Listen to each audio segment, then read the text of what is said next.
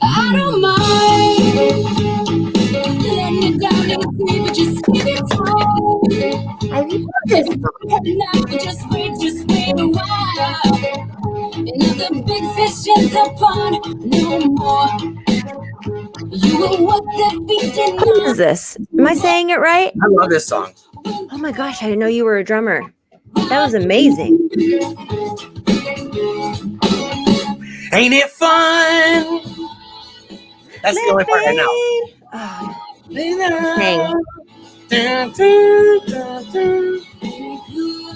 who I could is? listen to this song all morning. It's really good. It's a really good song.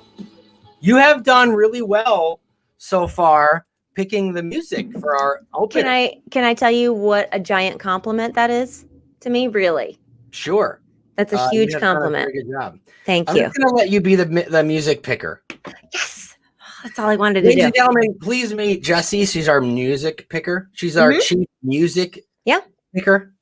We went Jessie, from Biebs to Paramore. No, we went from Biebs to something else else obscure. we went from Paramore. Biebs to who's the girl? Cardi B. Cardi B.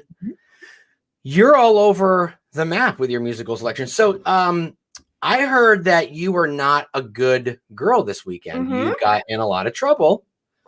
So Can you tell the worth it. class what you did that was wrong? It was so worth it. So we talked about it last week. Over the weekend on Saturday night, we meaning the realtors of the local realtor board, I did no work. That's terrible. I did no work. One of our associate brokers is the president of the board, and she did the thing.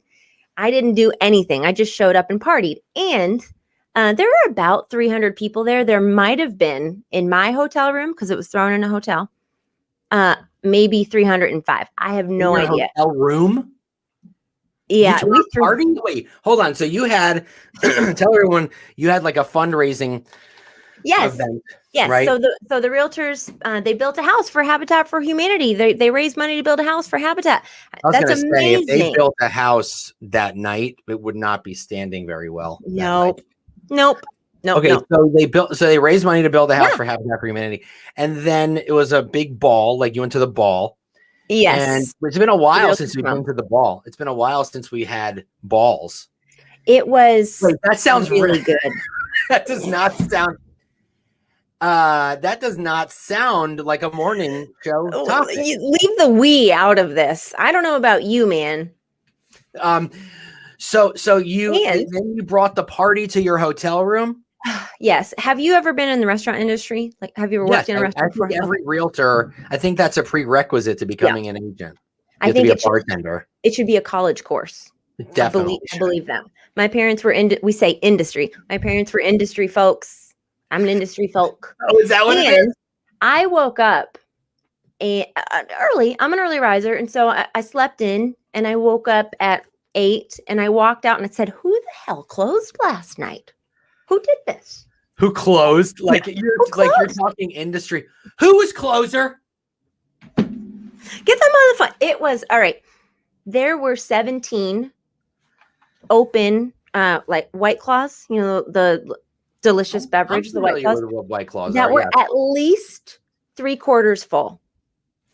Unacceptable. I don't know how they got so. There are thirsty people in this world that can't afford White Claws, and we're wasting them. Yeah, they don't have drinking problems. They have drink opening problems. They do. So it was late, and it was so worth it. So worth it. So All much right. fun. Well, that is out of control. Hey, I forgot to tell you. So, did you know that I'm obsessed with Nikes? Did you know I'm obsessed with Nikes? Mm-hmm. Mm-hmm. You did? Okay. I'm not only obsessed with Nikes, but I make my own Nikes. Like you can make your own. Okay. On NikeID.com. So I just got my newest pair and I made these. Yeah. So you can make them. You choose the style of shoe and then you choose the colors and everything is customizable from like everything from the sole to like the white foamy part to everything. So I chose like maroon and pink and gray. And then check this out. On the back, my initials, NHB. Oh, that's so awesome. Okay, Nike what? NikeWhat.com. Nike ID. Nike ID. I'm all in. I have 4 pair of Nike ID. And they're not any more expensive than they're $100. It was $100. Like this shoe would be That's what I was $100 going in the to store. ask. Yeah, Yeah. In comparison, so it's the same. How long did it take? Like 2 weeks. My husband's a great guy, and you would love him, but he officially hates you because that's all I'm going to do today. That's all I'm going to do. I love you, babe. Well, let me tell you something. The Nike ID is so, I mean, I'm the only person in the world with those shoes. I know. Like I have 4 pair of Nike ID, and you're the only person in the entire world that has that style. And that's what's so cool about it. And you can choose from running shoes, Jordans, Air Max, all the Nike line. You can choose to customize them. It's pretty sweet. I love this. I can't wait to get my KW one. It's a good gift. Oh yeah, I have KW colored ones. It was inadvertently KW color. I'm all over this. That's so awesome. Who's the dog on your shirt? Who's that adorable dog? Color covered. Oh, I see it now. I see him now. I love him. Yeah, I don't know why they chose a dog, but hey. Are you have you always been the king of t-shirts? Is it new? No. You know when it started? It started when I started hanging out with Tristan. Okay. Yeah, because Tristan's the king of t-shirts. And then when COVID happened, like it's all I wanted to wear at home. You know? Like my wife was like, she's like, now that she goes like this, now that, people are getting vaccinated and things might be kind of going back to normal a little bit, you might want to like wear a nice shirt on the Zoom. I'm like, why? Why? I've been doing fine the last year. Ann is brilliant and smoking hot. And I'm sorry, Ann, I can't side with you on this one. Girlfriend, I'm in a t-shirt today too. Just bring a jacket. We talked about this. You're like, jeans and t-shirt. I am Jesse Newquist, and I do not approve this message. Well, tell me something else about your weekend. What did you do? You didn't answer me. You didn't text me back right away. I did text you back. So I wanted to. Well, I already talked about my Nikes. I see you waving around something in your hand. You want to tell everyone what it is? I'd love to. Yeah. This? No, the book you had. Yes. Okay. So my friend Nick Baldwin sent me this book, Dark Matter. And who was it a gift? It was a gift from Gary Keller to you originally. Gary Keller recommended it to me. And because I was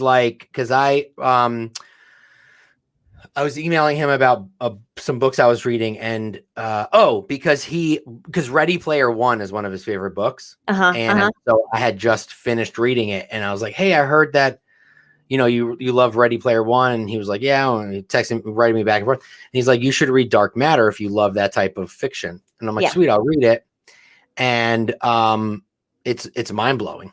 It's mind blowing. So I like the last sentence I'm reading the back of the book. I like the last sentence of it. It sums it up. It sums up the, I don't know, maybe 40 pages that I read at 2 or 3 o'clock this morning. And it says it's a mind-bending thriller about choices and paths not taken and how far we'll go to claim the lives we dream of. It's weird. I'm smarter for it. And I haven't read a fiction book in 2 years. How many have you started reading the book yet? Yeah. I'm 40 or so pages in, probably. Yeah, I read I sat down the day I got it, and I was like, let me just start it, right? It was 8 o'clock at night. And next thing I know, look up and it's midnight. And I'm like, oh my God. Isn't that the best? Isn't that the best? It's so good. It's so good. I just kept going. I'm reading a new book now that's similar to that in terms of a page turner. It's called The Lies Between Us. Yes. And it is. I'm now 230 pages in, and it's now really starting. You know how some books, they take 100 pages to not to get good, but to get into the meat and potatoes. No. This is good because it's character building the first 100 pages, and it kind of sets the stage, and it's getting you curious as to what is going on here. So it's worth it. It kept your attention. Yeah, for sure. There was one other thing I wanted to talk about before we bring on our awesome guest. I can't wait. So if you're out there and you have kids, and because of COVID, you haven't been able to travel, My kids obviously like we didn't travel, we went places, right? And my kids are always open to like trying new things and new foods and doing new adventures. And so obviously the last year we weren't able to do that. So we subscribed to a service. It's a subscription box, and it's called Universal Yums. Universal UMS, YUMS, Universal Yums. Yeah. It's a monthly subscription box. Every month they send you a box filled with food from a different country. And It's so snacks around the world. Snacks, candies, cakes all around the world. You get about like 10 different things every single month. So yesterday was Spain. We got it 2 days ago was Spain. What'd you get? So Spain, and you'll notice every country there's like a theme. You're like, wow, this country really likes chocolate, or this country really likes butter, or this country really likes like this or that. And there's a lot of spicy and sour stuff. However, there was a bag of chips that were fried egg flavor. Oh, okay. Very good. Very good. Interesting. There were spicy mango gummies. Yep. Food is a love language, right? It's one of them. It's the sixth. It's definitely mine. It's so good. And the kids love it because like, they get to taste food from all different places in the world. What do they say? They're not weirded out. They're not grossed out. Picky kids. Well, that's good. Well, my son Levi knows things that like, he doesn't like to eat chocolate. He doesn't like chocolate. He only likes chocolate ice cream. He doesn't like chocolate in a bar. So if it's chocolate, he won't eat it. But the month before that, I think it was Norway. And then Norway, of course, is that Toblerone? Chocolate in Norway? One of the, I don't remember, maybe it was Sweden. Oh, we got Sweden, and it was it was very bland and like, because Sweden likes butter sandwiches. They eat butter sandwiches in Sweden. Yes. I love them. I can't wait to get to like Kazakhstan. Like I want to. That's an area of the world I just don't know. Kazakhstan. I've seen Borat. Is that so ignorant of me to say that? But I think that it's also could be a cool closing gift if you have like a foodie as a client. You know what I mean? Oh, totally. It's fascinating. Anybody with a family. Yeah, subscribe to like 3 months of it. But hey, so we're gonna bring on our guest in just a minute, but let's get to it before we do that.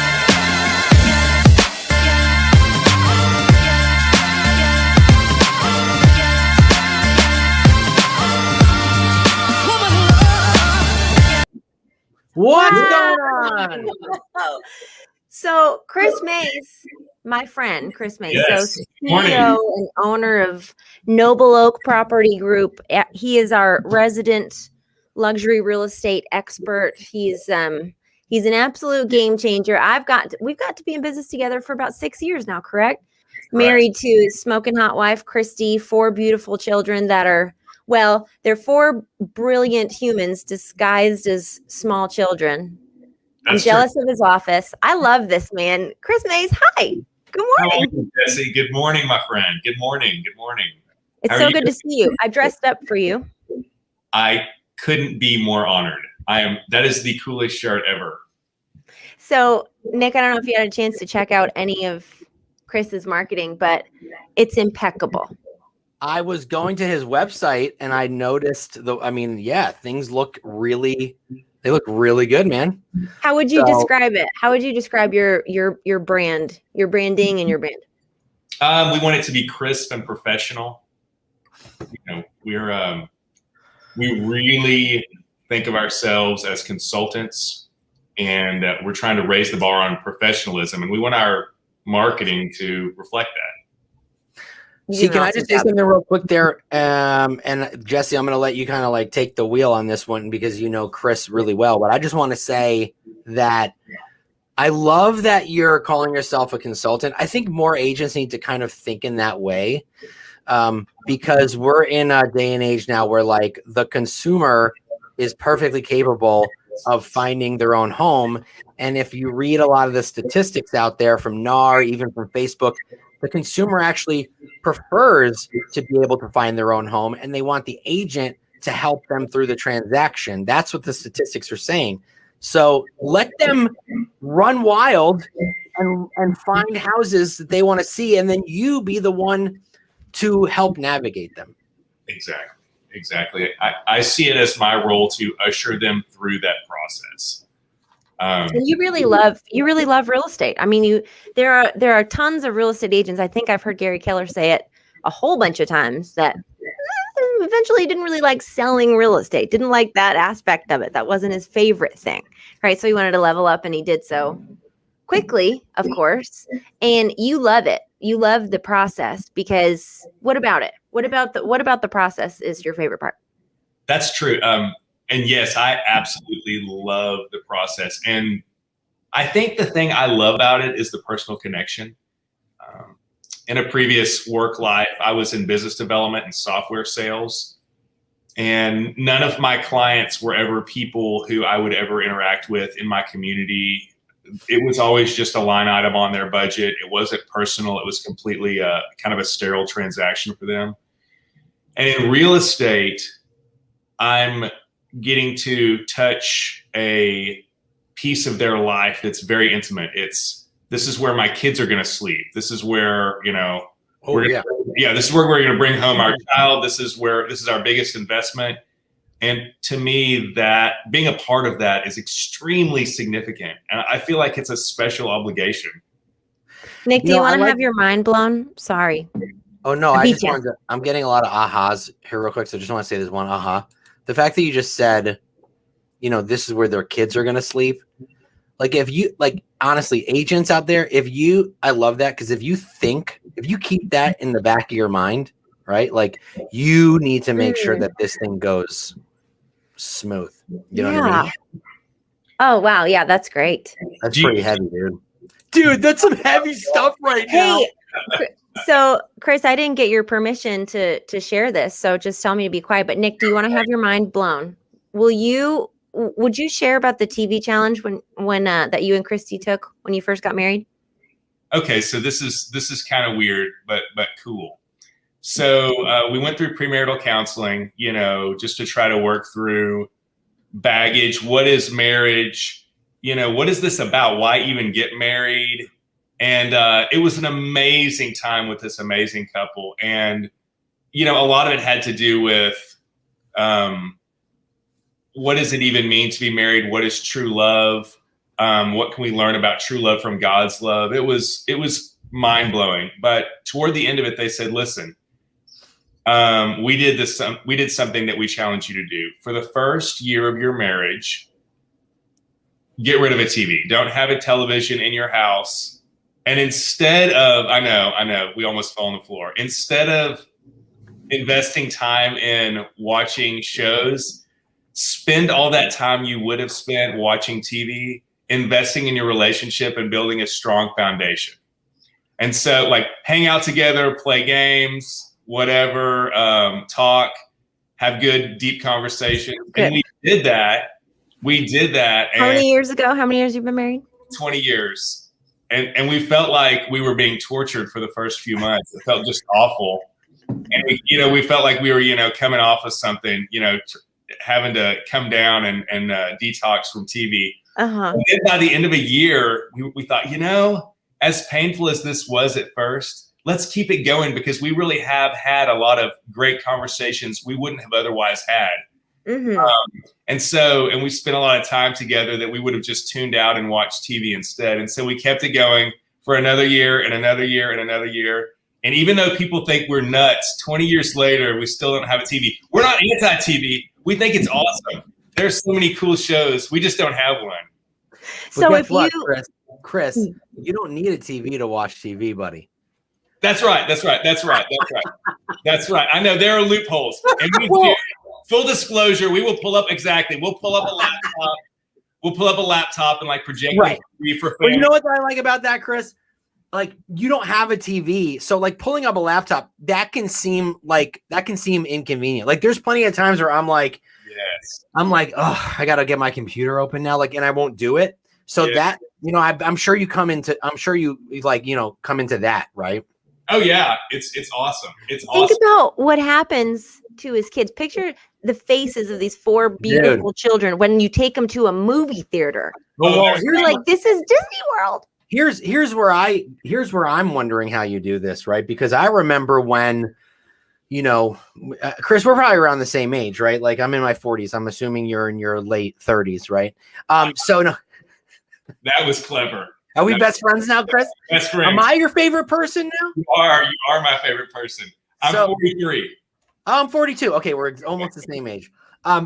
So I remember you were around, you remember when Nintendo first came out, right? So like huge. Yeah. So I was like the last kid on the block to get I didn't get a Nintendo. I didn't have a Nintendo. Like my parents, and by the way, do you feel the hurt? Do you feel this hurt? Like it's legit hurt. There's something in there. You're holding on to something. Here's the thing.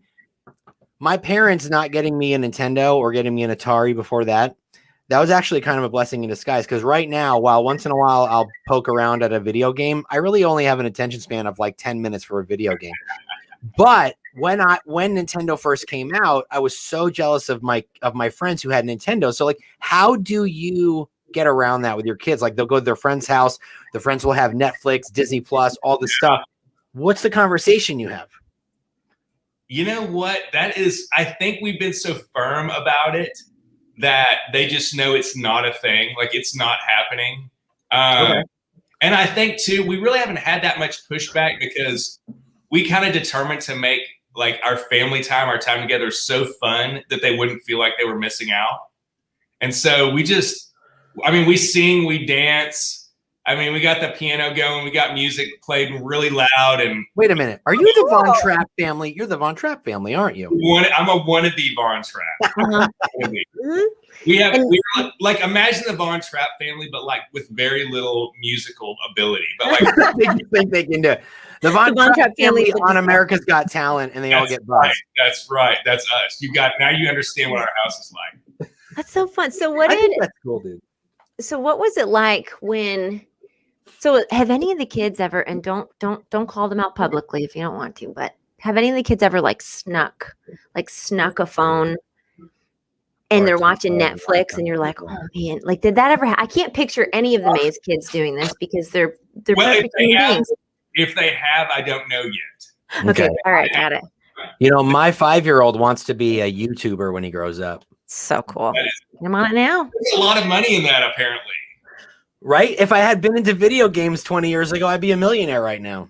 I know. I remember. Well, I'll tell you what. Video game. There will always be a special place in my heart for Galaga. Going to Pizza Hut with my dad and playing Galaga on like the little tabletop. Man. Yep.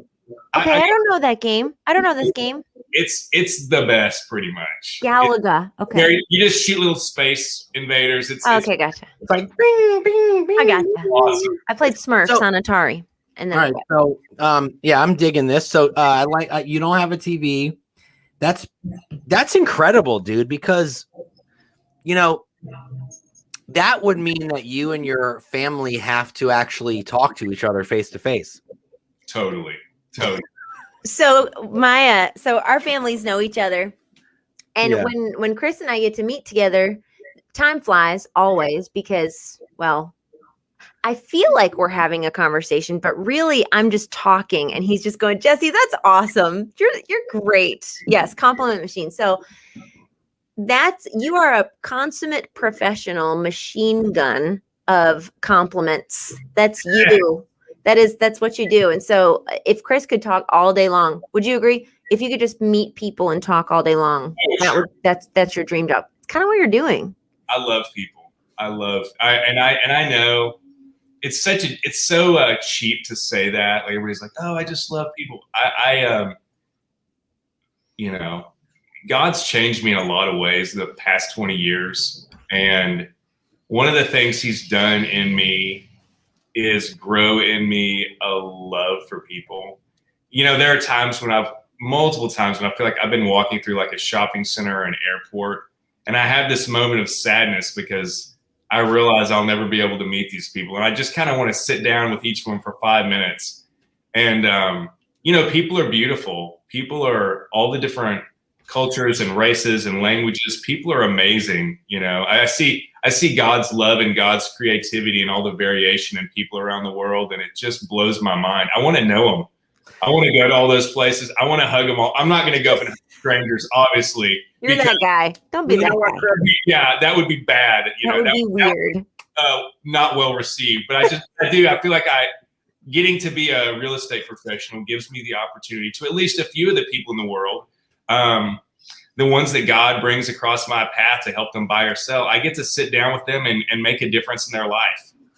And that's, I like to think about, what other occupations, careers could you have other than maybe a priest or a pastor or a physician, a medical doctor, or maybe a wealth advisor, where you can make such a big impact on their life. They're making this huge decision and they're trusting you to help them.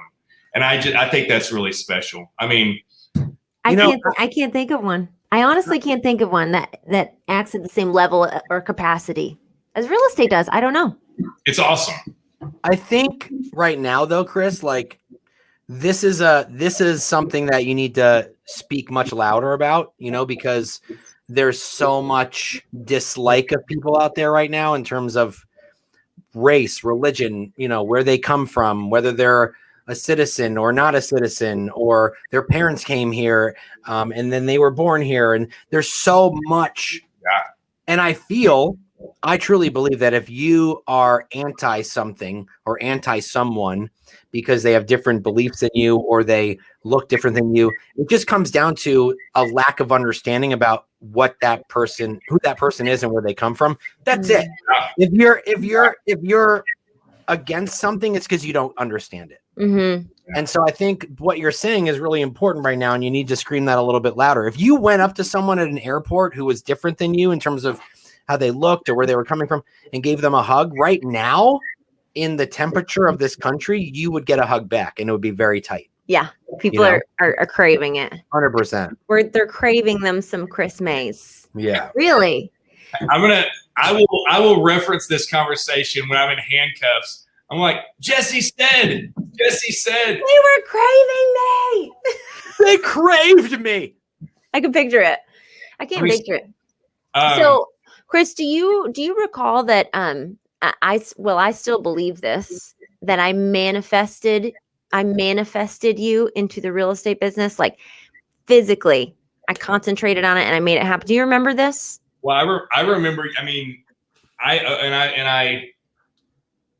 It's so silly. I don't want to make you. It's so funny. Jesse gets kind of embarrassed when I mention this, but Jesse literally trained me in real estate. Jesse, Christy and I felt like my wife, Christy and I felt very confident that God was calling me into real estate, that was my calling to serve people. And here I am, a freshly minted realtor, got a license, don't know anything. And thankfully, Jesse was there to answer, 10,000 stupid questions, 10,000 beauty questions for years. And she still is. When I say was, this has been 7 years. But so, yeah, seriously, I am very thankful that you were there, or I don't know what I would have done. Well, I'm just glad I was right occasionally. Yeah, you were right. So thank you. And I've got a lot to learn. But it's a great, great career. And our partner and leader at the time was thinking about, the next person that he wanted to help get into real estate, and he made a list, and me being this guy's right hand, I was taking avid notes. I'm an avid note taker, and I save my notes and I date them. I try to create what I think that I almost have a bullet journal, and so I can refer back to my notes, and it's a very old school way of doing things, and it's very silly, but I pulled out my notes and I blurred out the other people's names because he was selected. This was from 2 years ago when he finally joined the company, and I framed it for him. And I still to this day, I say, well, that was it. That was the magic wand. I manifested it. And that was kind of special. And I still have it. No, that's awesome. I love it. I'm completely. You really still have it? I still have it. All right. I love you. Thank you. Hey, Chris, so you have 4 kids? 4 kids, 16, 14, 11, and 9, and they are awesome. So he has awesome nicknames for them too. I have an Correct. 8-year-old and a 5-year-old. They're going to be 9 and 6 next month. But yeah, man, how did you guys? Well, how did you guys make it? Like, what did you guys do last year in 2020? Like, how did things pivot for them? Did they wish they had a TV? No, I'm just kidding. Yeah. How Yeah, did what was things different?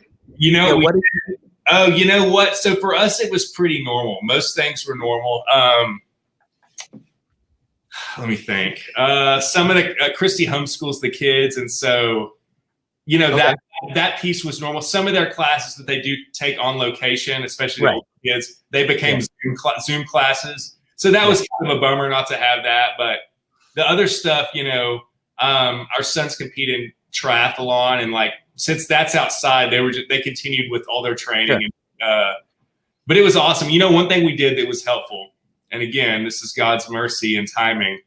We moved to the country, not really the country, but we got some chickens and cows and a bunch of dogs. And so cool. yeah. So we have this little like kind of family compound type thing with the grandparents. And that took up a lot of time. We spent a lot of the past year just clearing brush and burning brush and trimming chicken wings and, stuff like that. And so would you have Chasing previously, cows when they got out. yeah. Would you have previously described yourself as a country type cowboy? Oh. So what does happen when the cow gets out and the cow's in the road? Can I finish? Can I finish that? Can I answer my own question? Yeah. Chris Mays tries to reason with them. That's good. My arm around them. He's like, Bestie, I say, Mooses. Moses. You're Stop. It's so I love good. this. And he's being really humble. It's really Cows are it's super such nice. cool, They're such really cool sweet property. animals. Aren't they very kind? Oh, who's that? The cows? Yeah, cows are very nice animals. Like they're very loving. And Some of mine are more loving than others, but they're hard to reason with. Thankfully, my across neighbors yeah, are legit cowboys, and so they've been willing to help out. Or They're gonna get a kick out of you. They are getting a kick out of you. I'm like, do you remember Green Acres? Mm-hmm. yeah, of course, yeah. Was it Eva Gabor? Well, I don't know. Yeah, who was it? Like that's how I feel like. Yeah, So but Chris, You're if you have a probably piece of letting your advice- cows out just to watch the show. and I see I'm what wondering- that's right. I'm wondering if Chris has a piece of advice for my wife because we're actually in the process of looking for about 10 acres of land because she wants to have an alpaca farm. Awesome. Yeah. So what she wants to do is because my son, he's 8-year-old, he has Tourette syndrome. So when animals are very calming. Like we have a beautiful cat named Jack who's like, very in tune with what he's feeling, and he'll come over to my son and let him lay down on him like a pillow. And we're getting a service dog, and so alpacas. She wants to open the farm, and then she wants to create like an organization for kids with mental disabilities that can come and get peace from the animals. Right now, alpacas are super sweet and kind and beautiful and smart, and so Are they? yeah. Oh my gosh. Okay, I had no idea. I thought they in just your did. face if they're mad at you, but they're very intelligent and they'll get to know you. You can walk them on a leash like a dog if you train them. So, any piece of advice if we're gonna go that route with like having animals? Yes, I would just say, and I'm brand new at this, so take this with a grain of salt. But I've learned that it kind of has to be your thing. Yeah. Like, you have to just like love working at the house and know the work will never end. And when we lived in a normal neighborhood, we came from a master plan community where we lived for 12 and a half years. And it was like, get somebody to feed dogs and we just, go to Disney World. But now it's like, it's harder to get somebody to feed like, 5 cows and 4 dogs and 30 something chickens. And, Yeah, you can't just punch up Oh, Rover. Yeah. You can't For just that. call like you this. groom the alpacas. Yeah, exactly. Yeah, no, not exactly. So Okay. previously your idea of camping was when they put a mint on your pillow, and now you're Exactly. reasoning with cows in the middle of the street. That's Well, now there's something on his pillow, but it might not be a mint. That's exactly right. That's exactly right. Old Bessie might be a little angry and put a little surprise on your pillow, Chris. Right. So what I was gonna say, Chris, tell us about your business, right? So like, you know, you have a team Yes. of consultants. Yes. Tell us Yeah. about that.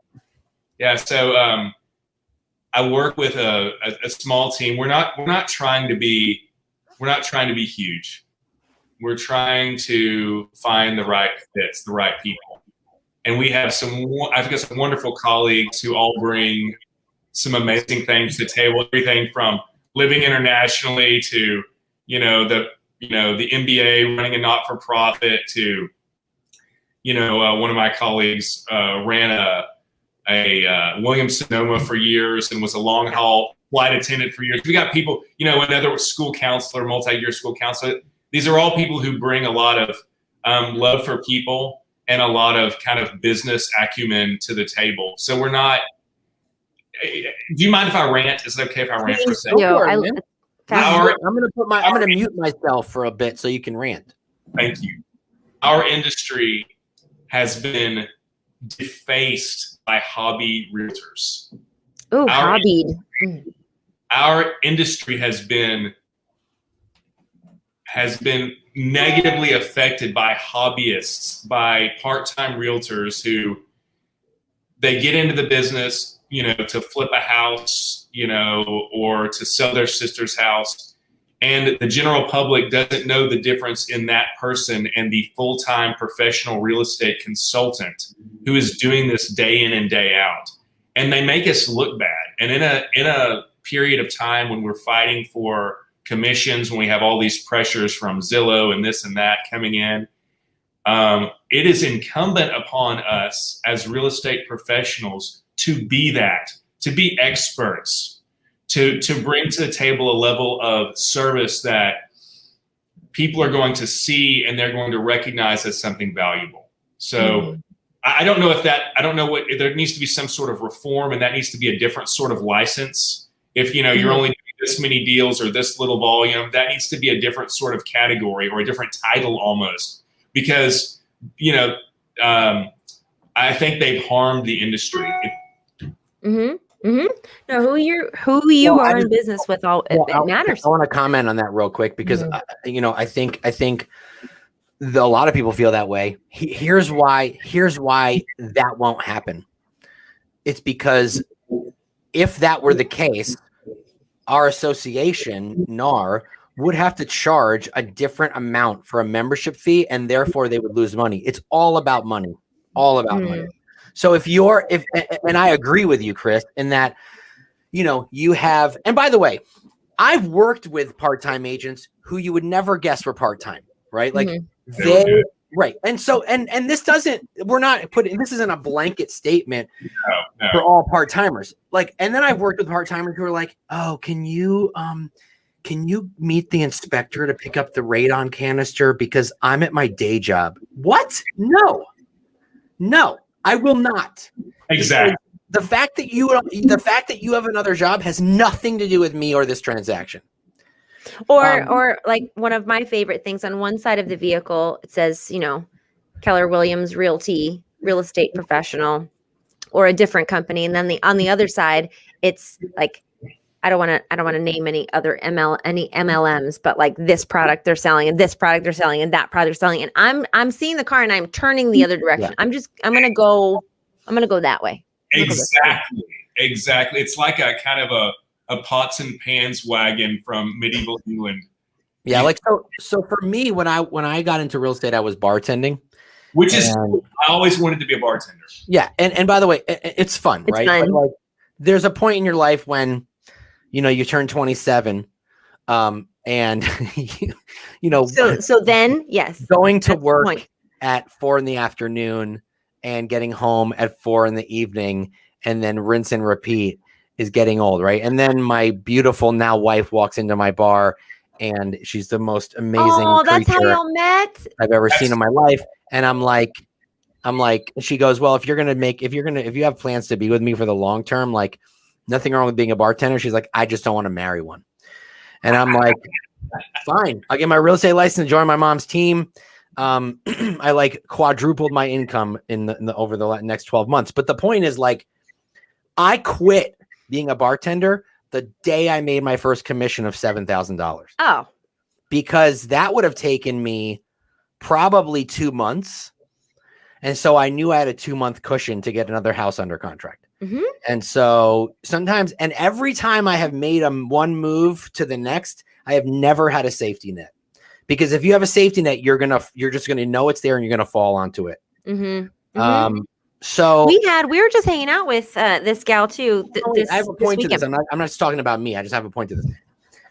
When you have part-time agents telling you, "Oh, yeah, you know, I do nails. Like, you know, I just really love that and blah, blah, and that's great. I'm so happy you love it, but just pick one, right?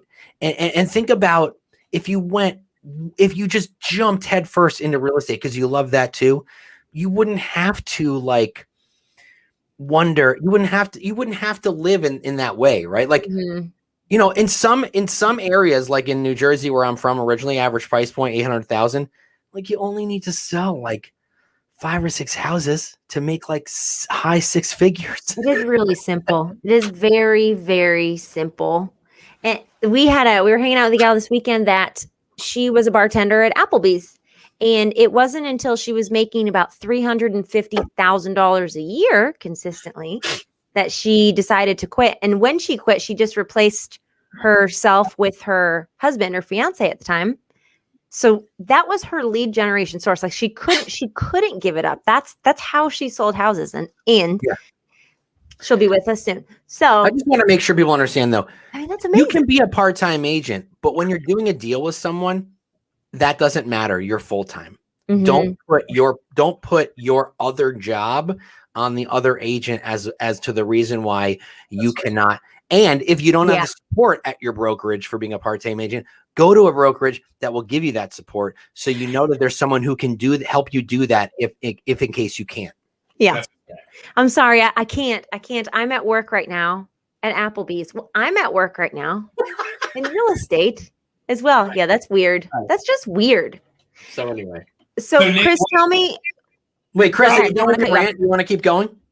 Yeah, I was gonna say. So what if NAR raises like yearly fee? Like, everybody's got to pay $10,000 just to play every year. Totally. I mean, could that happen?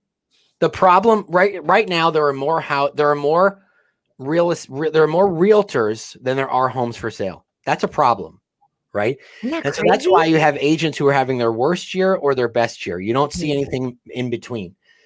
And if you had to pay, I mean, maybe not 10, maybe $5,000. $5,000 sounds about right. Maybe $5,000 instantly. Like, if Keller Williams, okay, there's 180,000. Yeah. If 80% of those agents left Keller Williams would still be just as profitable, because those are the ones who are doing business. If 80% of the agents dropped out of the business today, there would still be there would still be 6-7 million homes sold, probably more, because you wouldn't have the riffraff getting in the way. Now, right. you can be, There are in the last shift, 2010, our board, it was about 1,000 members. Our board got cut in just about half to 500, 550. And all the top people made more money. The business is still there. It's just the top people that have figured it out that earn it back. It's all good. Well, that's why the top people always thrive through a shifting market, and the ones who are not top always fall out because they know how to adjust. So, Chris, you always blow my mind with new things that you're Hold on, Chris, studying are or you done reading. ranting? Did you want to keep going? Because I like the rant. I want all the rants. You want to keep going with the rant? No, I'm okay. I know. I'm interested in what Jesse's going to say. Oh, Okay. I was gonna ask you. You always have a current fascination or strange book or piece of architecture or ancient map that you've uncovered. What? Give me the latest. What's Are the you newest? Nicolas Cage from National Treasure? I wish. It's funny. I literally saw that recently, and I want to be Nicolas Cage from National Treasure. No, But I recently read a book, and most of the things I'm reading are not nonfiction or not fiction. But I read an old book, Crime and Punishment. I think it's Dostoevsky. I think that's how you say his name. And it was Dostoevsky. Dostoevsky. Okay, Fyodor. And it's a story about this guy named Raskolnikov who basically makes bad decisions and destroys his life. And it's a beautiful story of redemption. God sends people into his life, even though he's just totally a mess. It ends up being a life that is marred by his bad decisions, but also redeemed by the love of his mother and his sister and his friends. And it's really cool. But anyway, yeah, so that's a good one. So I'm you're reading certain I Crime was and supposed to Punishment? read that in high school, and I didn't. Oh, it He's was great. casually reading a 1,000-page book. Just Yeah. It's a great book. You know the book that got me? I read Moby Dick one time. Yeah. And it's got like several chapters on the anatomy of a whale. And I was just like, I did not give up. I didn't give up. I was like, Oh. 60 pages later on the boat. I don't think they had book editors back then. It was awful. No, thank you. That's so good. We're making up for it now. They put all of the English and reading classes either first period or last period in high school, and so it's a little early. You're either too tired. I was busy. So Chris, you said that your team is made up of like a lot of, it's not necessarily made up of like salespeople, right? Because I think what you said that you've got teachers or counselors or whoever, and I firmly believe that if you have someone who comes from a service-oriented industry, or a service-oriented career, that's why there's a lot of veterans who are real estate agents because look, they're doing service at the highest level, right? Yeah. If you have teachers, they're great because they they're Teachers very make patient. awesome real estate agents. I Right, love because listen, when you're doing a deal, your clients all of a sudden turn into third graders. That's just the way things go, right? They're very angry, stomping their feet. No, I don't want to. So I'm taking my football and I'm going home. right. So that's really cool that you do that. And so what is your primary source of business for your team? How does your team generate the transactions? That's a great question. Well, and to the point you just made, Nick, one of the things that surprised me about the business, I guess it shouldn't have, is the fact that even very nice people can become very ugly during the stress of a real estate transaction. No. Stop. Even Wise, Chris. I know. I was shocked. I thought, wow, these people used to be so cool until, somebody wanted the toilet fixed, and now, they're about to. They're personally offended. Yes. But we very much have a referral based business, and that's what we're going for. We're really trying to do a great job for people and hoping that they'll tell their friends and family. Chris attracts amazing people into his life, and it's almost like it all just works out. But really, you've had a referral based business from day one, because of your heart for people, and it's amazing. He said, this was 7 years ago, Chris, I'm gonna call you out. He said, I don't need Facebook. I don't like Facebook. I don't want anything to do with it. And I'm like, well, you should probably get it anyway. And the next day, he had 4,200 friends. Because everybody loves Chris Mays. I might be exaggerating that number, but it was at least 2,000. It was at least 2,000. I just love people. Again, I can't even take credit. It's like when your kid does something good and you're like, I wish I could say I'm an awesome parent. I think God just made him that way. And I've just, he gave me a love for people, and I want to make a difference. I feel like it'd be easy just to, kind of go from day to day and never really live. I really want to be intentional. I want to be intentional. I don't know how many, I've always been a person who's very aware of my mortality. We're all going to die. Maybe this is my last day. Maybe I have at most 40 more years, but I really want to try to, I don't say this like I'm so good. I mean, I'm a mess, but I really want to try to, make a difference in the sphere God puts me in, and, be a person who tries to help heal and not hurt, because this world is messy, including me. I'm messy. I agree. No, you are. Chris is extremely contributory. So he's a leader. He's a teacher. He serves on our ALC. He started a new committee, the luxury committee. He's bringing people with him. You can't not do it. It seems like really you can't not contribute. And I think I heard it again recently. Jay Papasan, I believe, said it. He said that educators are in it for the impact. Like you look for the teachers. Those are the people that really have a heart for it. And they're the difference makers, the people that teach folks things. Yeah, Chris, I think what I'm learning from you is, and I've always been this type of believer, we focus so much on building a big business, right? We want a big business. But like, shouldn't we build a better business first and like focus it around people and then kind of grow bigger organically? Like, I feel like there's a pressure out there for agents to just get bigger. We don't have the systems in place. We don't hire the right people. And then right there, everything gets screwed up. And then the customer gets, feels that. Right. And so I think, listen, you don't have to have a 35-person team to do a big business. You could have a 5 or 6-person team and do a better business than a 35-person team. And I feel like that's kind of where you're coming from. Absolutely. Better and not necessarily bigger. That's exactly right. Yeah. What are you doing next to love on your team when you hit the next milestone? You know what? I feel like if I could, we just party. We just have a good time. We like to go out to really nice restaurants and, He took his team to the Ritz. Oh, wait, I just realized something. I just put 2 and 2 together. I'm pretty sure that Chris's team was the team that opened all the White Claws and drank 1 sip and left the rest of the can on the table. Leave it to them. No, that is not true. We would have finished the White Claws. It wasn't. Okay, good. Yeah. I like you more now. They're good stewards. Very good stewards. Yeah. So you guys go party a lot. You basically celebrate your people a lot. Yeah, I think we're friends and we enjoy one another. And We do have a great group. yeah, it's a great group, and life is short, and it's important to celebrate. Yeah, dude. I love that. I love that. So what do you got planned for this week before we wrap up? Anything? Oh, wait, I forgot to tell you. I forgot to ask you. So you have 4 kids. Like, what does your morning routine look like? That's what this show is all about when it comes down to it.